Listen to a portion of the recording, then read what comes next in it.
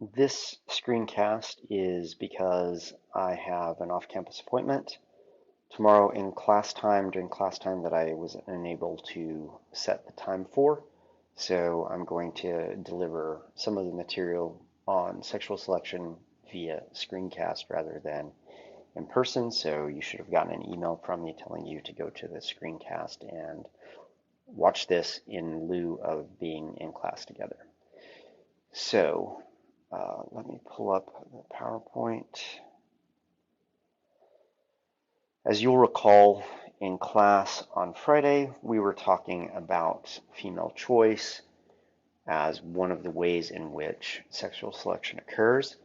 The example we were looking at was the example of widow birds, where they essentially took widow birds and manipulated their tail length and then looked to see what effect that manipulation of tail length had on success. And those animals that had elongate tails had much higher success than either the controls or those individuals who had had their tails shortened. And we talked about the costs of these types of sexual displays. And just as combat has potential and real costs, so do these displays. One of the costs can be increased predation risk, and another cost could be lowered foraging success. So these elaborate male ornaments exact cost against the males, and presumably females are doing this for a reason that must have something to do with higher male quality in one way or another. So why do females choose? Well, oftentimes females are choosing males because higher quality males will generally have better access to resources. They may provide parental care. They may possess territories with better or more resources. If you recall the situation with strikes at the beginning of the semester, one of the things that Joseph and Pinchot did not measure was the quality of the male habitat. They just looked at the number of prey items that were displayed, but it may very well be that those males had more prey items to display because they lived in higher quality territories with more prey to capture.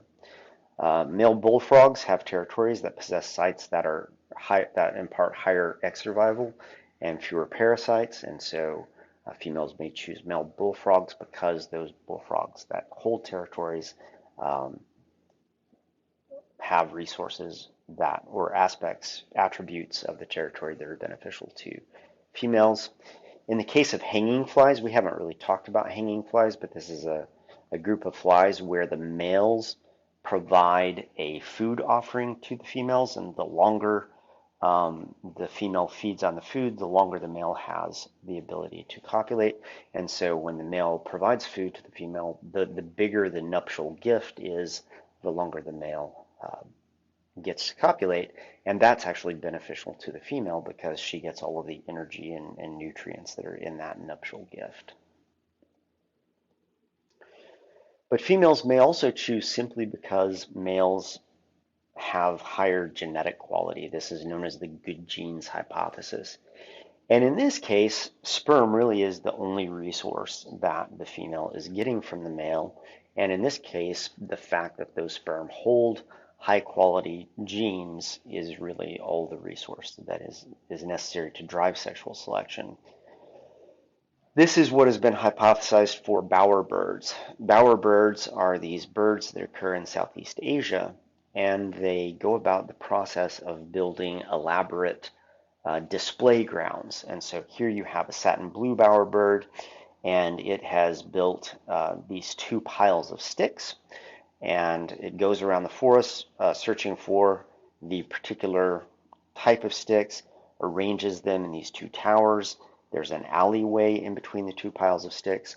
And then the bowerbird goes around the forest and attempts to find blue items that he basically displays. In some cases, he will hang them on the bower. In some cases, he will just scatter them around. Oddly enough, it looks like this is a place where scientists hang out because those look like blue centrifuge tube caps. I guess they could, in theory, be pop top or soda pop caps, but basically they find anything blue in the environment and they bring it to their bower. The stick structure is called a bower. There are a number of bowerbird species that live in New Guinea, and these species will build bowers that all have different shapes. So each species has its own kind of species-specific bower.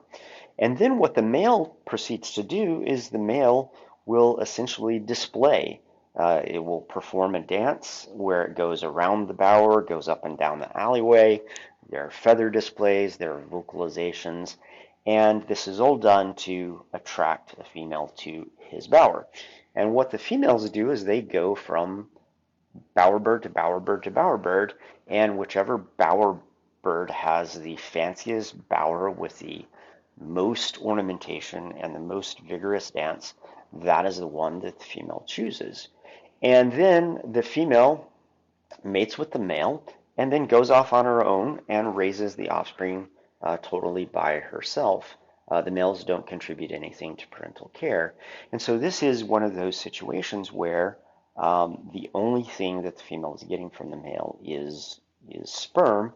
And so presumably there must be something about the elaboration of the bower, the ornamentation of the bower, the vigorousness of the dance that the male performs that communicates to the female what his genetic quality is, and that thus then is the basis of female choice.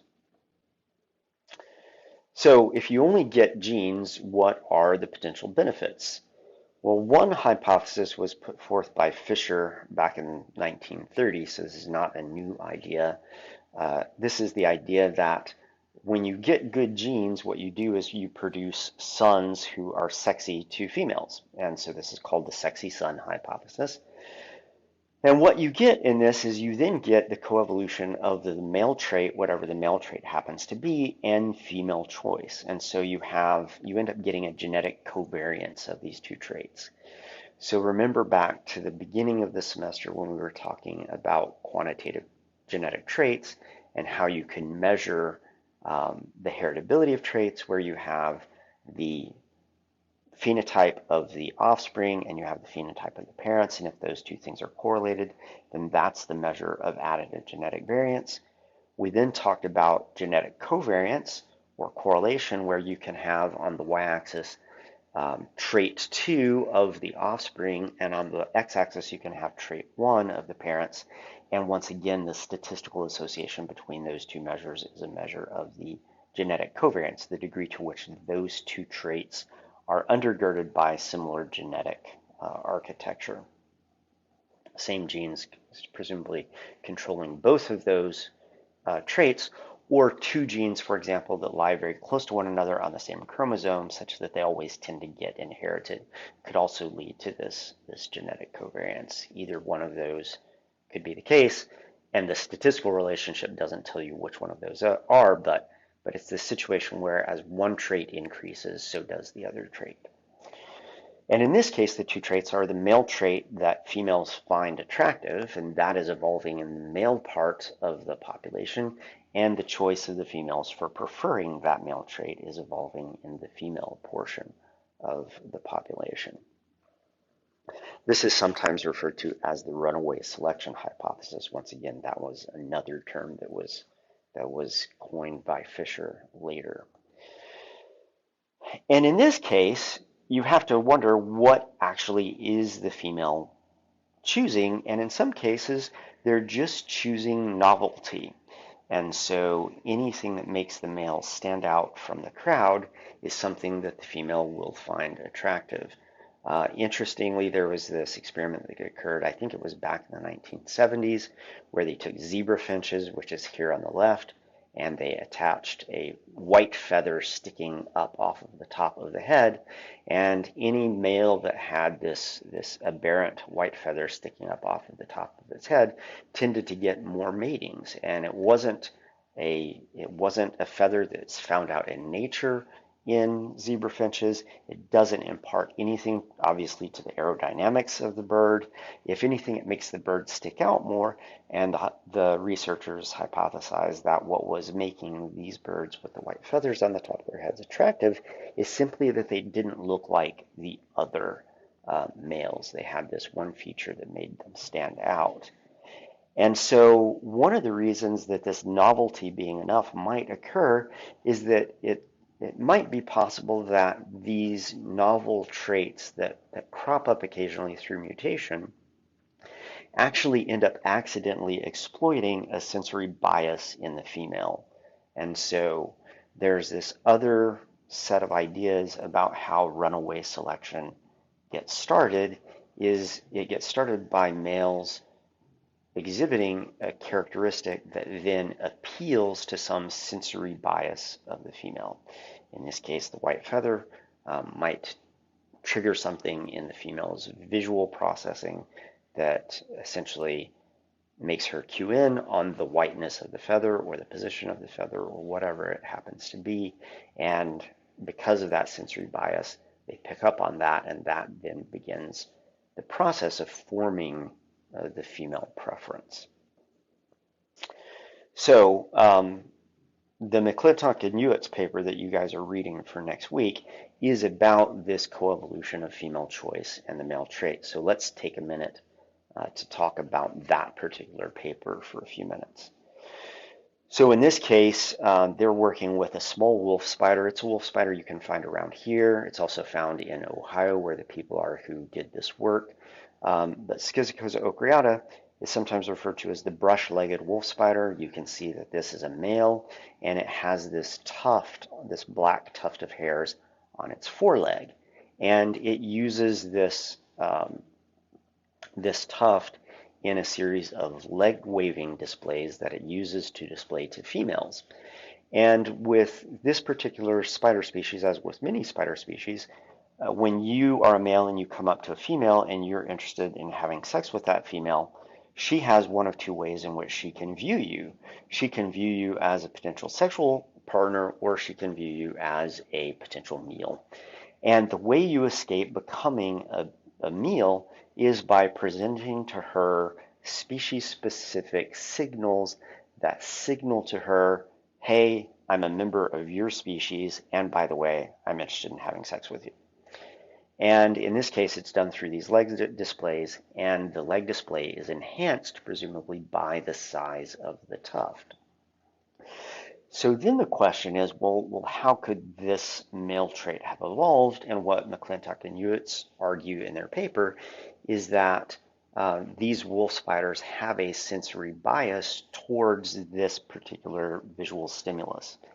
And any of the members of this genus could have developed these tufts, but if you don't actually stumble into the gene that causes these tufts to appear, you're never going to take advantage of that sensory bias. And within this genus, there are a series of species that have tufts, and they endeavor to show in this paper that those are examples where the bias of the females appeared in the phylogeny of the group of spiders before those tufted species actually arose.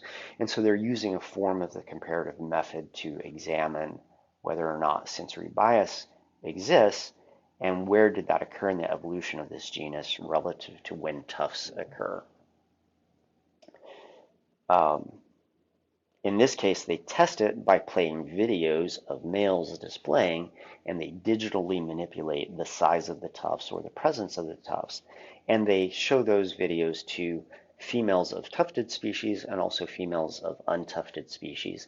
And then they look at who responds to the tuftedness, and then they map that onto a known phylogeny of the genus and try and get some sense as to whether the tufts came first and then that was followed by the female bias towards the tufts, or whether the female bias came first and then that led to the evolution of tufts. And as you're reading that paper, think about the order of the evolution of these traits and ask yourself whether or not the phylogeny that they show you is adequate to really answer that question that they are asking. So continuing on this idea that if you get good genes, you get sexy sons. Well, as it turns out, good genes are potentially good for sons and daughters. This goes back to, I don't know that I've talked about Zahavi's handicap hypothesis, but a really brilliant guy named Amos Zahavi back in the 1970s did a lot of work on sexual selection. And he basically suggested that in many cases, these male traits that are elaborated are actually handicaps. It does something to actually reduce the fitness of the individual carrying them in terms of, remember in class we've talked about the difference between reproductive fitness versus what we call viability fitness. Viability fitness being your ability to survive versus reproductive fitness being your ability to reproduce. And so what Zahavi basically says is that the male trait is a handicap for survival.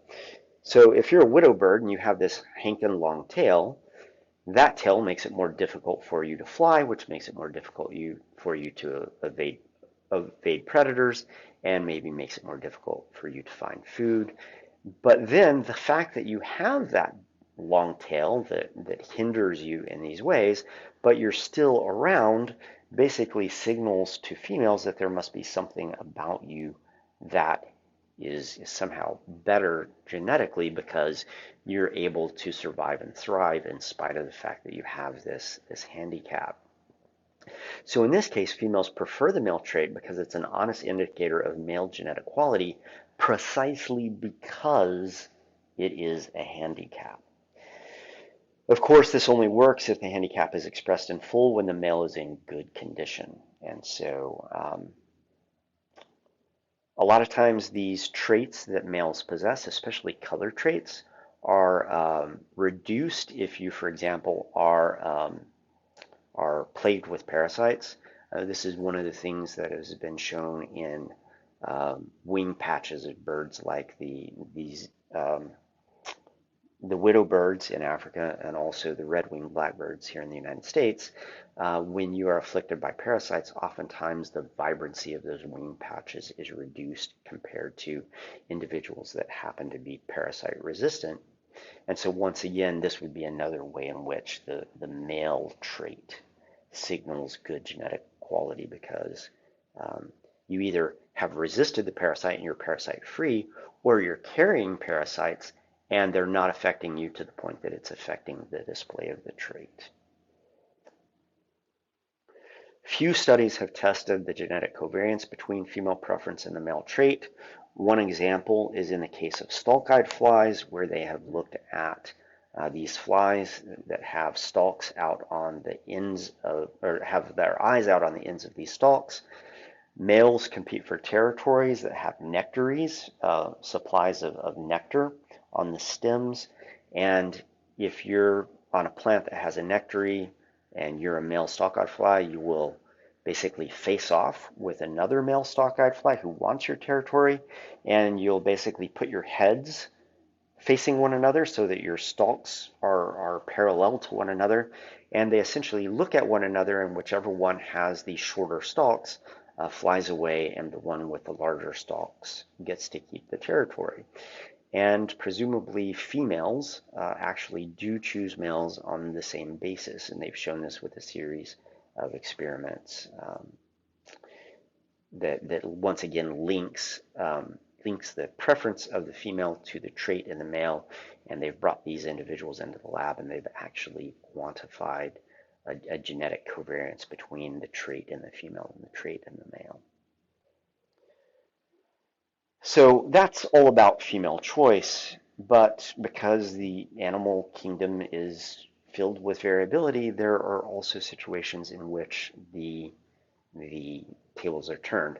So normally we think about males being indiscriminate because they produce large numbers of small mobile gametes, and they achieve their highest fitness by spreading those gametes around to as many females as possible. And then because females produce larger, immobile, resource-rich eggs, then they choose who they're going to basically give access to their eggs to. And so that's where female choice comes in. But there are cases in which females compete for males and males actually do the choosing. And so pause this video for a minute and think to yourself, what might be the circumstances under which females become the more indiscriminate member of a species and males become the choosy ones? So pause, write down a couple of ideas on a sheet of paper before you proceed to what I'm about to say.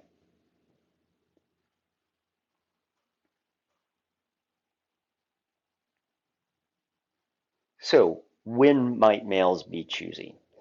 This occurs usually when males contribute significantly to reproduction. And if a male is going to contribute significantly to reproduction, then they are beginning to invest the same level of investment that the female has invested at the very beginning of reproduction in provisioning the egg. This often results in what we call mutual sexual selection, and this results in a lack of sexual dimorphism. Notice how in all these other examples we've seen the elaboration of traits in the males, but no elaboration of traits in females, which leads to sexual dimorphism. And this is especially true in phenotypes that are only expressed during the breeding season. But it can also lead to what we call sexual reversal, where males tend to behave more like the norm for females, and females tend to behave more like the norm for males. So this is similar to what goes on when males are indiscriminate and females are choosy. In this case, if males are in short supply or contribute heavily to the reproductive process, females will compete for access to the males. So imagine that there just aren't very many males to mate with. You have a bunch of females who need their eggs fertilized. They then have to compete for access to the males. The males will then choose among the females for those most likely to have the highest fitness, either producing more eggs or better offspring. And then you're kind of off and running to the races of potential sexual selection, running away in the opposite direction. In this case, females may mate with multiple males. This is accomplished by increasing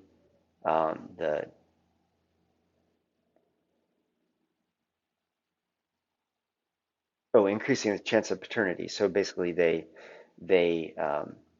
play on the concern of a male being able to father any offspring, and so it's relatively easy to entice males to mate.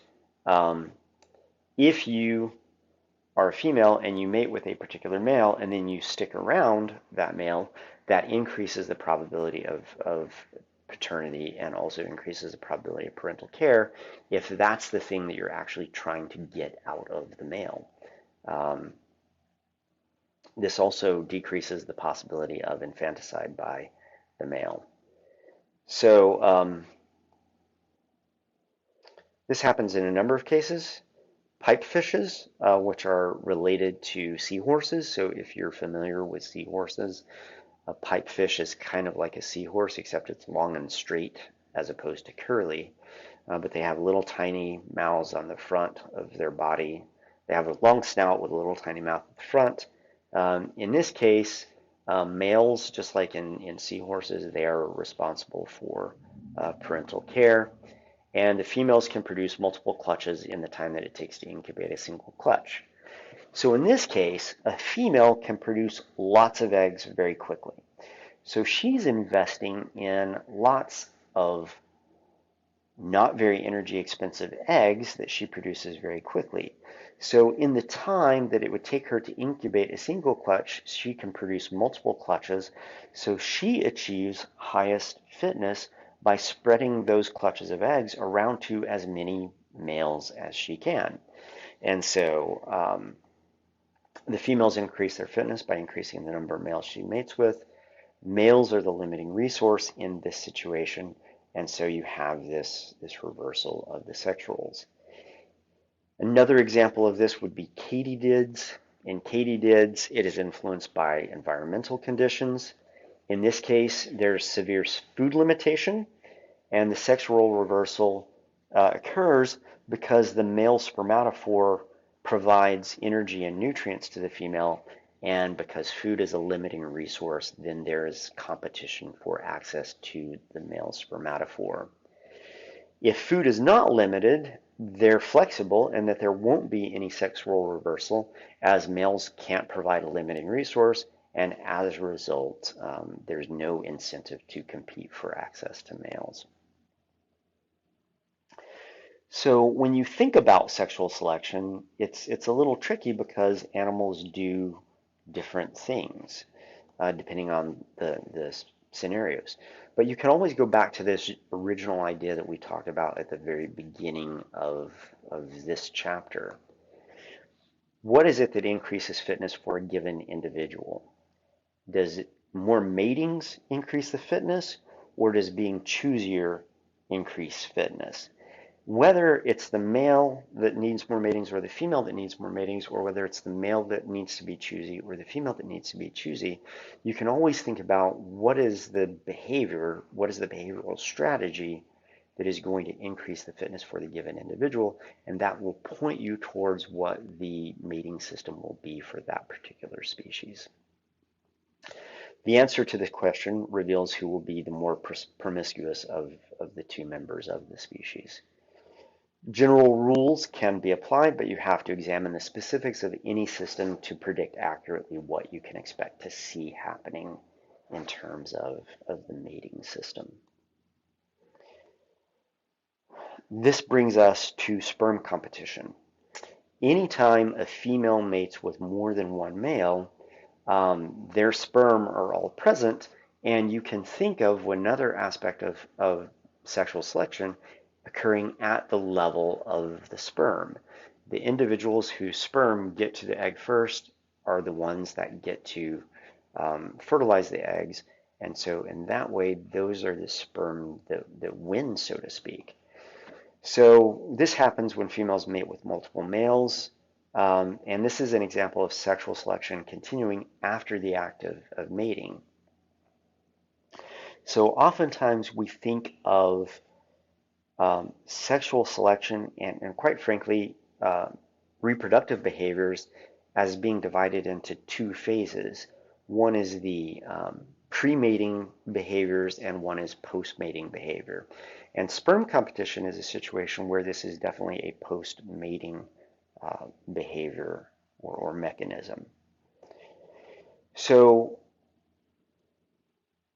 why do females mate with multiple males? Well, sometimes it's just practicality. In this case, the cost of resistance exceeds the cost of acquiescence, but in other cases, females may receive material benefits as a result of multiple matings. As we talked about before, if you're mating with multiple males, you might be able to get food out of them.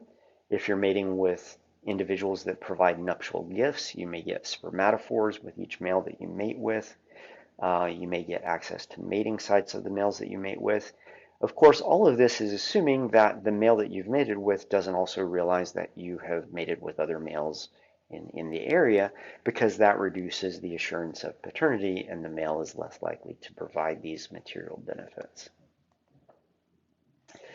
Then, as we've already talked about, there are genetic or these indirect benefits. As it turns out, monogamous species, and you'll notice that I've put monogamous in quotes, monogamous species engage in 10 to 40% of what we call extra pair matings. So even in those species that behaviorists kind of view as monogamous, meaning mating one female to one male, in 10 to 40% of those situations, those females are also mating with other males as well. There happens to be a correlation between plumage dimorphism and the rates of extra pair mating. No surprise that the more boldly colored you are, the more likely you are to exhibit extra pair matings. And so you see plumage dimorphism here, and you see the social mating system, and then you see when you look at the genetics of offspring, you see the percentage of offspring that are actually from another male, not the male that is presumably the monogamous male.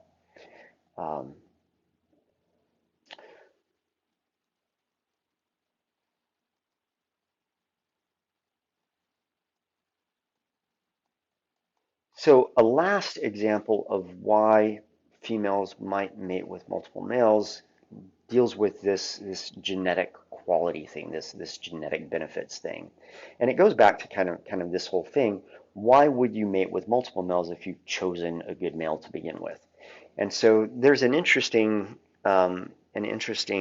case study in your book about this marsupial mouse that is in Australia. The species is Antechinus stewarti. This is a mother with her offspring. Um, as it turns out, this is a very unusual mammal in that it is simulparous. I don't know if you've heard the term simulparous. Those of you who took botany with or plant biology with Dr. Judd, he might have mentioned it. But simulparous essentially means that you live your life, you mate once, and then you die. And that's interesting from the perspective of thinking about reproduction, because if you're only going to mate once and then die, you should put all of your energy and all of your effort into that single reproductive act. As it turns out, males are also simulparous and they don't contribute to parental care. So they reach maturity, they go through a breeding season, and then they don't reproduce again as well. But in addition to that, they don't stick around and provide parental care, which you might think of as unusual in a simulparous organism. So under these conditions, the female should put all of her energy into this one reproductive effort. So they did this kind of cool experiment where they had two groups of females. In one group of females, they mated a single female to the same male 3 times. So you've got Judy and Bob, and the researchers said to Judy, here's Bob, mate with him. She does. Then they say to Judy again, okay, mate with Bob again. And then they say mate with Bob again. And then in a second group, they took a female and mated it to 3 individuals. They had Judy, they mated Judy with Bob, then they mated Judy with Fred, and then they mated Judy with Max. And then they looked at what happened to the offspring from these 2 groups of females, and they marked them with pit tags and released them back into the wild. It turns out those individuals that were mated to 3 different males had 3 times more offspring that survived to weaning compared to what they call the monogamous or monadrous females that mated to a single male but mated 3 times. But when they looked at variation among the monadrous females, they found that the monadrous females had higher fitness if they mated with a higher quality male. And the way they determined whether or not you were a high quality male was whether or not, because they mated all of these males to numerous females, so they also knew by genetically testing the offspring which males were the ones that produced offspring in the females that were mated to 3 different males. And what they found was that for the monadrous females that mated with a single male, those that mated with the most successful males when they were in the polyandrous group, where you had a female mating with 3 males, those also produced the highest quality males when it was just a single male. And so presumably the advantage of polyandry, a single female having multiple males, is that it increases the likelihood of getting a genetically good quality male. And that's demonstrated by the fact that males did differ significantly from one another. When you had 3 males having access to 1 female, one of the males produced more of the offspring than the other 2 males did. So then this begs the question, well, why not just choose the high quality male to begin with and not waste all of your time with all of these multiple matings with males? Once again, it comes down to male supply. If there's high competition for males, there's an incentive to mate with a lot of males, because you may have a poor social mate, but then you rely on extra pair matings to increase once again the possibility of having higher genetic quality of offspring by taking your low quality male that you're kind of socially bound to and having extra pair matings with higher quality males. So what limits extra pair matings? Well, obviously lower inputs of parental care by a cuckolded male. Remember, we introduced this term cuckolding. Cuckolding is when you essentially mate with more than one individual. And if you cuckold a male, and that male knows that you have cuckolded him, he is less likely to provide parental care. Sometimes different sires are better for sons and daughters, and so if you are in an environment where sex ratios are skewed, you may choose to mate with one type of male if sons are more valuable to produce because sons are at a premium, and you might mate with a different type of male if females are at a premium because females are relatively rare. This usually occurs in situations where you have sexually antagonistic genes, where the genes that lead to higher quality males also lead to lower quality females. As it turns out, male red deer, this is a species of deer that occurs in England. It turns out that high fitness male red deer produce low fitness daughters when you look at it. So I think the last topic in this chapter deals with sexual conflict. Is that the case? Yeah. So yeah, and it's only a couple more slides, so let's just go ahead and finish this out. And then on Wednesday, if you have any questions over what was in this presentation, we can talk about it then. So sexual conflict is this idea that conflict between males and females arise because males and females have different goals in reproduction, in that they have different behaviors that increase fitness. For a female, investing heavily in eggs and investing heavily in parental care is how she increases her fitness. For a male, avoiding parental care as much as possible because he produces lots of cheap small gametes that are mobile, his best fitness, his highest fitness is achieved by spreading those gametes around to as many females as possible. And so what the female wants is the female wants to essentially encourage or coerce parental care from the male, while the male wants to avoid parental care as much as possible. And so when we think about sexual conflict, we can think of male traits and female traits that are involved in this. And so one of the things that can happen in males is males can attempt to forcefully copulate with females. And of course, what females try and do with this is they try and resist this as much as possible. Male traits can evolve such that they have copulatory organs that enhance mating success. And in this case, what you'll see evolving in females is elaborate reproductive tracts, which pose obstacle courses for sperm. And so you will see really elaborate urogenital tracts in some species of females that basically make it harder for the male sperm to reach the eggs. You'll see males that engage in mate guarding.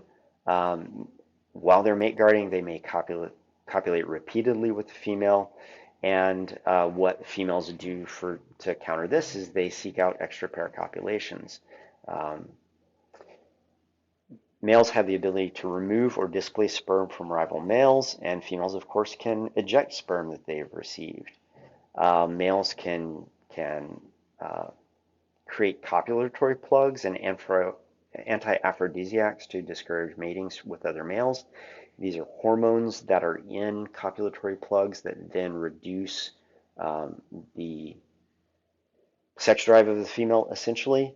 And of course, female traits against this are basically she can choose which sperm she actually uses to fertilize the eggs. This is a fascinating thing. I guess ducks do this. Numbers of salamanders will do this, sometimes referred to as cryptic female choice. And so there are lots of ways in which males can take advantage of females, and there are ways in which females try and counter all of this. So let's look at a couple of specific examples. Water striders we've talked about a number of times so far in this class, and as it turns out, the male water strider has elaborate copulatory structures, and these structures are designed to basically remove sperm from other individuals. And this trait in males has led to co-evolved responses in female genital morphology that basically makes it more difficult for males to do that, essentially. A similar thing happens in dragonflies and damselflies. You see that they have very elaborate copulatory structures on the male that actually forms little scrapers that they use to scrape out the sperm of any male that is copulated with female before that individual. They also have the habit of guarding their mates, and so they'll copulate with a female and then they will fly around with her gripped by these claspers at the end of his abdomen, clasp her around the neck essentially, and he flies around with her in what they refer to as tandem flight, and he will take her to bodies of water where he has hold of her the entire time that she's laying the eggs that are presumably only being fertilized by his sperm. So there are all these sorts of post-mating strategies of males. So sperm removal, sperm displacement. We talked about sperm displacement back earlier in the semester when we were talking about the marginal value theorem in dung flies. Copulatory plugs, these are structures that are designed to basically plug up the urogenital tract of the female to prevent other males from mating with her. When the katydids offer the female a nuptial gift, oftentimes that nuptial gift is in the form of a spermatophore. The spermatophore is basically just this sticky protein mass with a blob of sperm on top of it, and the male wedges that into the urogenital tract of the female, and she bends around and eats the protein sugar component at the base of that, while the sperm then go into the female. And the longer that she feeds on that, the more opportunity the sperm have to make progress into the female. In spiders, sometimes the male will copulate with the female, and then after he is finished copulating, he will actually break off his copulatory structures in the epigenum of the female, and that forms a copulatory plug of sorts. The disadvantage of that for the male is that he can't then go copulate with another female because he's broken his bits, so to speak. But the advantage to the male is that he knows that no other male is going to copulate with that female after he has. Anti-aphrodisiacs are these hormones that are oftentimes associated with things like spermatophores. So the spermatophore will have sperm, it will have protein, it will have sugars, which form the nutrients that are the nuptial gift for the female. But you can also put hormones in there that then alter the behavior of the female, which makes it less likely for her to copulate with another male.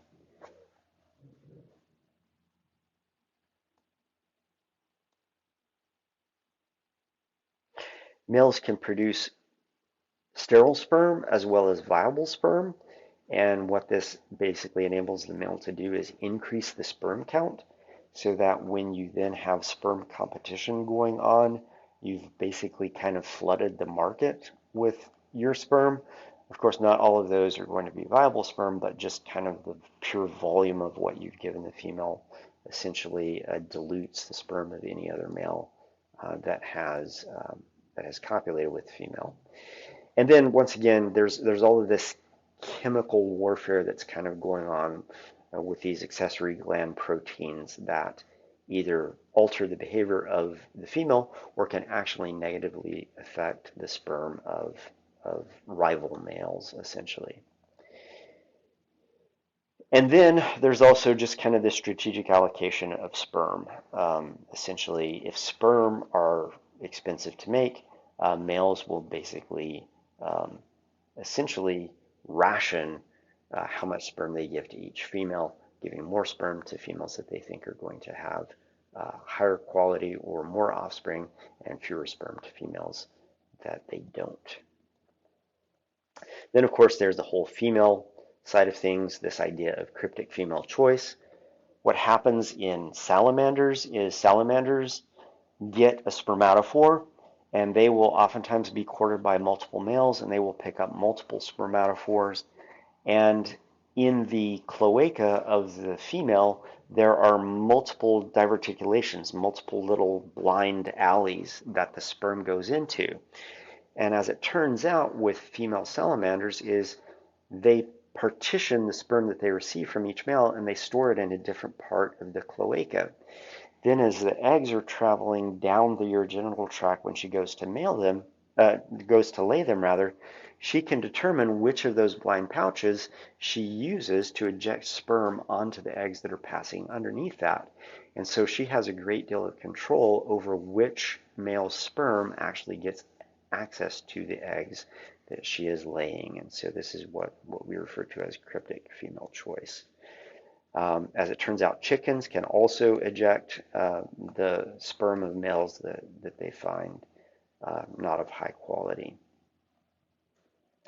There's also the issue where genetic compatibility can be can form as a barrier to fertilization at the cellular level. And so depending on what genes the male possesses and what genes the female possesses, the sperm and egg might actually be incompatible with one another.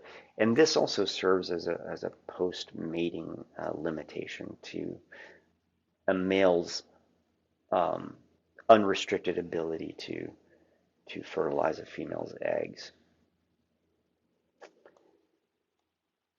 And that's it. And this is a picture of the satin blue bowerbird doing his thing at his display arena, at his bower.